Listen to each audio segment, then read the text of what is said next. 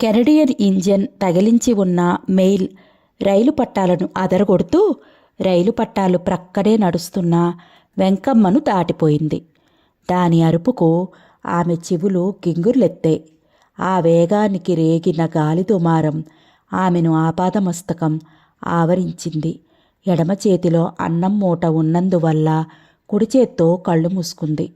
కానీ దాని విసురుకు తట్టుకోలేకపోయి ముఖం ప్రక్కకు తిప్పుకుంది. రైలు వెళ్ళిపోయిన మరునిమిషానికి గాని ఇటు తిరిగి చూడలేకపోయింది వెంకమ్మ. అప్పటికే అది దూరంగా కనిపిస్తున్న స్టేషన్లోకి ప్రవేశిస్తోంది. అదే వేగంలో. అబ్బా, నిమిషంలో ఎంత దూరం వెళ్ళింది? మనసులోనే ఆశ్చర్యపోయింది. ఆశ్చర్యంతో పాటు స్టేషన్లో లీలగా కనిపిస్తున్న దృశ్యానికి తన ఆలోచనలు మరోవైపుకు మళ్ళాయి. అవి జీవిత సమస్యను తలెత్తే బాధతో కూడుకున్న ఆలోచనలు.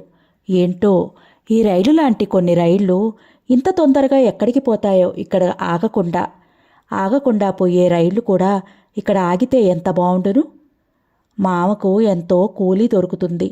లింగులింగుమంటూ వచ్చే ప్యాసింజర్ రైళ్లు ఎప్పుడో ఒకటి అరా వస్తాయి. వాటి సంపాదనే కూడు జరిగిపోతోంది. ఇవి కూడా ఆగితే గుట్టకు కూడా లోటుండదు.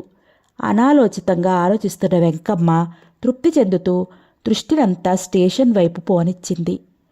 పోర్టర్ సూరన్న అందించిన లైన్ క్లియర్ అందుకుంటూ మాయమైంది మెయిలు బదులుగా క్రింద పడేసిన దాన్ని అందుకొని స్టేషన్ మాస్టర్ రూంలోకి నడిచాడు సూరన్న. ఆ ప్రక్కనే పిక్కుపిక్కుమంటూ వెళ్ళిపోతున్న మెయిల్ని చూస్తూ నిలుచున్న వెంకమ్మ భర్త రైల్వే కూలీ ముత్యాలు అలవాటి ప్రకారం వెంకమ్మ వైపు వస్తున్న వైపుకు చూశాడు. ఆమె రాకను గమనించడంతో చెట్టు క్రిందకి వచ్చాడు. ఉస్సురుమంటూ చతికిలపడ్డాడు. మెయిల్ వెళ్ళిపోవటం, తన కళ్ళ నిండా ఒంటి నిండా దుమ్ము కొట్టుకుపోవటం, దాని అరుపుకు చెవులు గింగుర్లెత్తటం, సూరన్న లైన్ క్లియర్ అందించటం, వెళ్ళిపోతున్న మెయిల్ను ముత్యాలు నిరుత్సాహంగా చూడటం, ఆ వెంటనే తను వస్తున్న వైపు చూడటం, చెట్టు క్రింద చతికిలబడటం, అక్కడ నుంచి తను మరింత వడిగా నడవటం, ఇదంతా వెంకమ్మ ముత్యాలు జీవితంలో దినచర్యలా జరిగిపోతుంది. ముత్యాలు చెట్టు క్రింద చతికిలపడగానే మరింత వడివడిగా అడుగులు వేసింది వెంకమ్మ. ముత్యాలుతో పాటు తాను చెట్టు క్రింద చతికిలపడింది. అన్నం మూట విప్పి మావ ముందు ఉంచింది. వెంటనే ఏదో జ్ఞాపకం వచ్చినట్లు స్టేషన్ మాస్టర్ గది వైపుకు నడిచింది. ఇంకా నువ్వు రాలేదేందా అని చూస్తున్నా. మెయిలుతోటి నువ్వు రావాల్సిందేగా అంటూ మంచినీళ్ల చెంబు అందించాడు సూరన్న ఆమె వ్రేళ్లను తాకుతూ. ముత్యాలను పెళ్లి చేసుకున్నప్పటి నుండి సూరన్న మంచినీళ్ళు అందిస్తూ తన వ్రేళ్లు రోజు స్పర్శించటం కూడా ఆమె దినచర్యలో అదో చర్య. ఆ చర్యతో పాటు అమాయకంగా మందహాసం చేయటం కూడా మరో చర్య. మంచినీళ్ల చెంబుతో ముత్యాల దగ్గరకు వచ్చింది. అప్పటికీ అతను మూటలో ఉన్న పచ్చడి అన్నం ఆవురావురమంటూ తింటూ ఉన్నాడు. వెక్కిళ్ళు రాబోతున్నాయి. చెంబు అందించింది. గబగబా త్రాగాడు నీళ్లు. మూటలో కట్టి తెచ్చిన అన్నం మెతుకు మిగల్చకుండా భర్తీ చేశాడు ముత్యాలు. అంతవరకు అనాలోచితంగా ఉన్న వెంకమ్మ అతని భోజనం ముగిసిందన్న విషయం స్ఫురించగానే ఏదో తెలియని భయం ఆమెలో నిలువెల్లా తొంగి చూసింది. ప్రక్కకు తిరిగి ఎంగిలి చేతిని కడుక్కున్నాడు ముత్యాలు. మాసిపోయి కంపు కొడుతూ తన భుజాన వ్రేలాడుతున్న తుండుతో చేతులు మూతి తుడుచుకున్నాడు.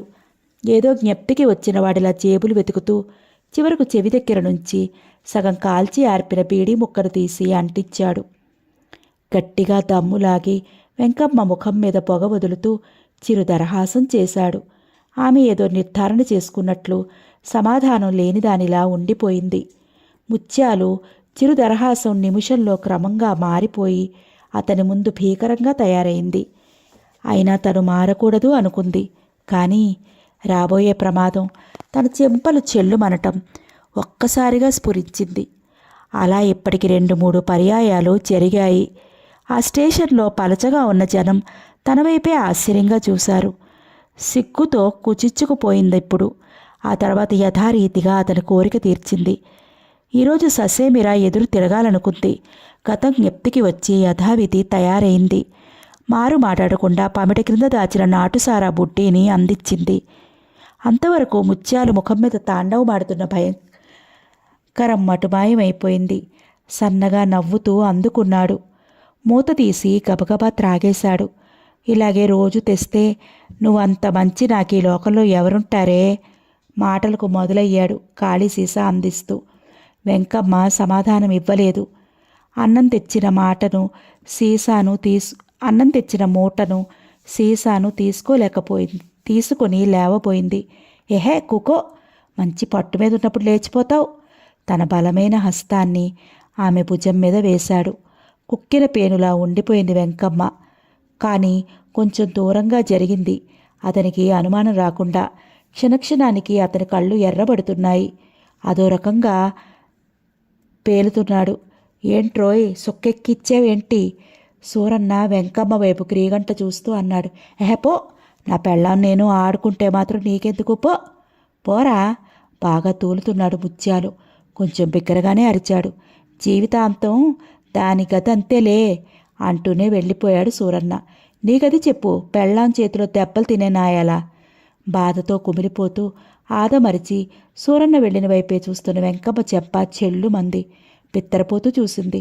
ముఖం బురబురా పొంగినట్లయింది. ఏందోసేయ్, వాడినే చూస్తున్నావు? గద్దించాడు. నీళ్లు నిండిన కళ్ళతో కిమ్మనకుండా తలదించుకుంది.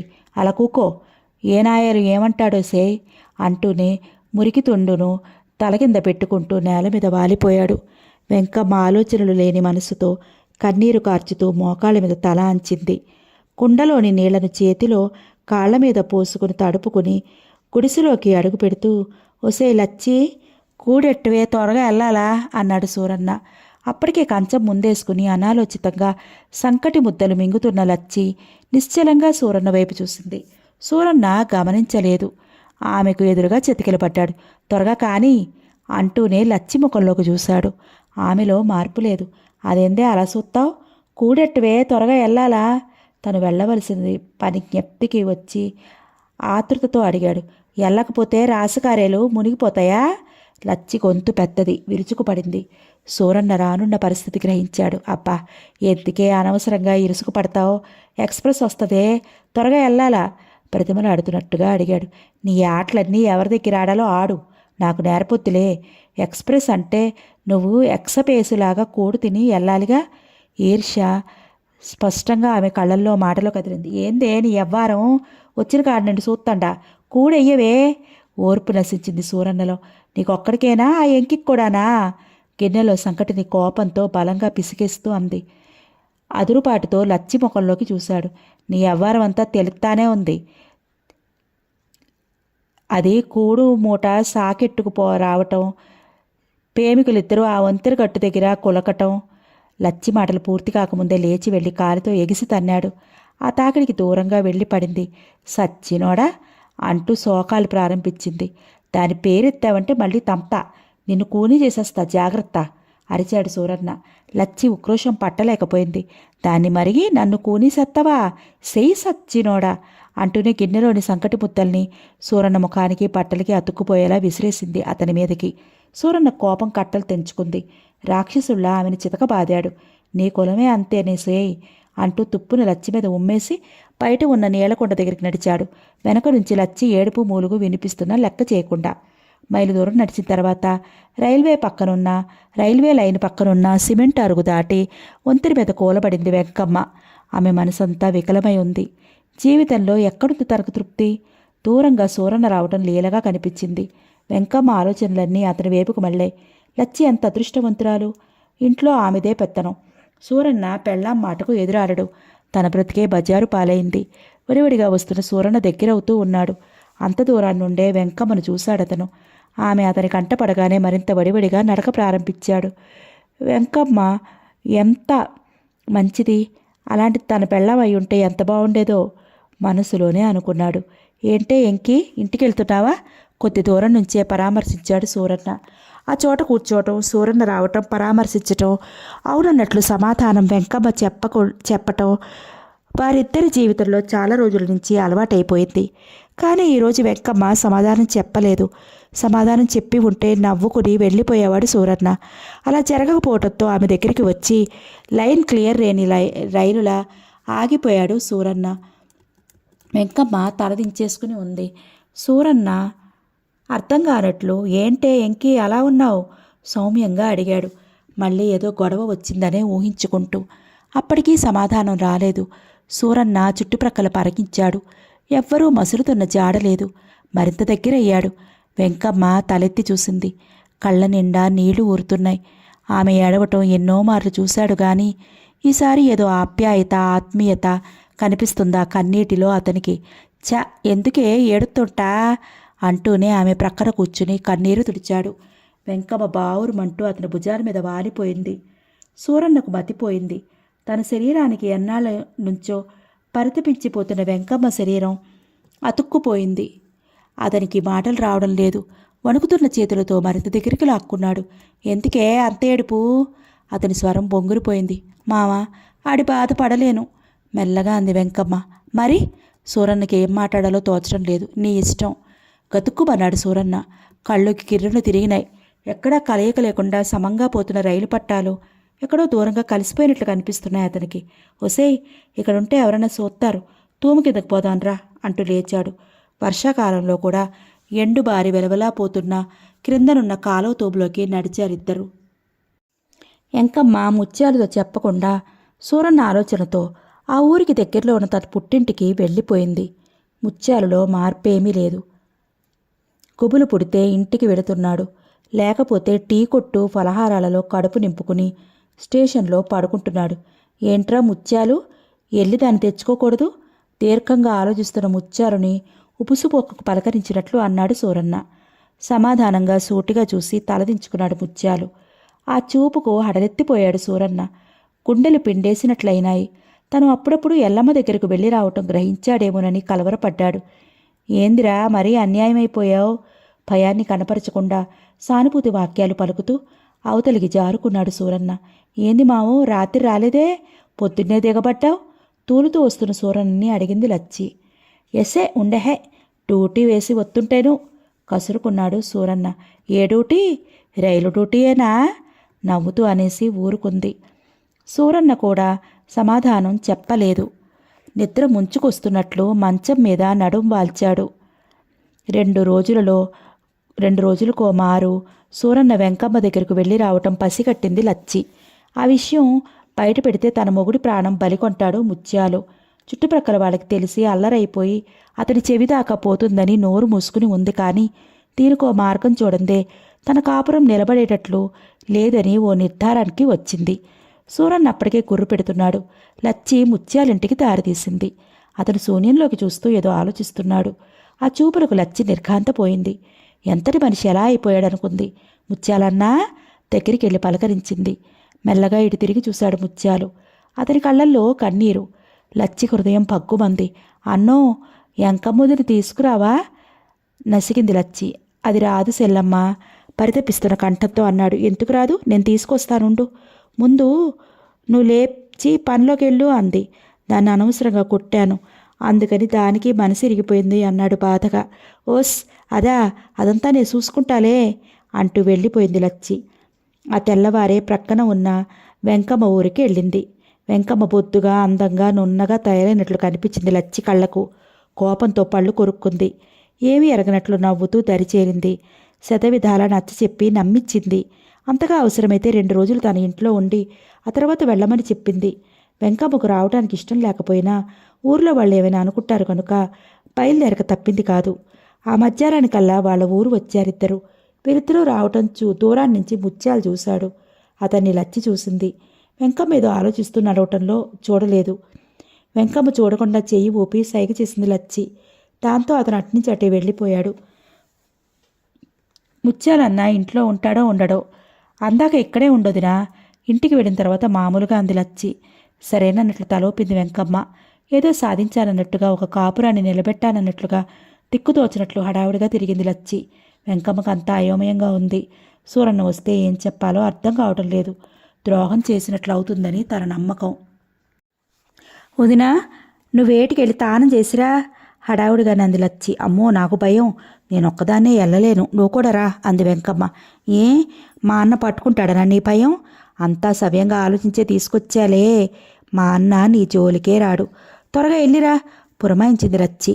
వెంకమ్మ కూడా శరీరం అంతా చెమటతో చిరబుర్లాడుతోంది.